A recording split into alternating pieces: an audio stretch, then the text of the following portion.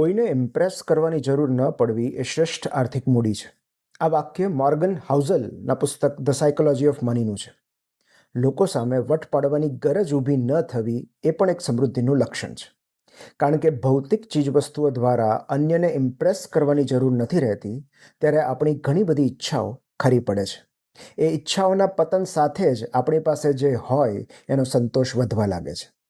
આ પુસ્તક પ્રમાણે આપણા જીવનમાં બે બેન્ચમાર્ક હોય છે જેના આધારે લોકો પોતાની સફળતા કે પ્રગતિ નક્કી કરે છે. એક ઇન્ટરનલ અને બીજો એક્સટર્નલ. આપણી પ્રગતિથી આપણે કેટલા ખુશ છીએ એ ઇન્ટરનલ બેન્ચમાર્ક છે. લોકો મારી સફળતા વિશે શું વિચારે છે એ એક્સટર્નલ બેન્ચમાર્ક છે. જેઓ એક્સટર્નલ બેન્ચમાર્કનો પીછો કરે છે તેઓ દુઃખી અને અસંતુષ્ટ રહ્યા કરે છે. જેને કોમ્પિટિટિવ સ્પેન્ડિંગ કહેવાય એવી સ્પર્ધાત્મક ખરીદીઓ અટકાવીને જીવન વધુ સભર અને સંતુષ્ટ બની શકે છે, કારણ કે સૌથી મૂલ્યવાન આર્થિક મૂડી માનસિક શાંતિ છે.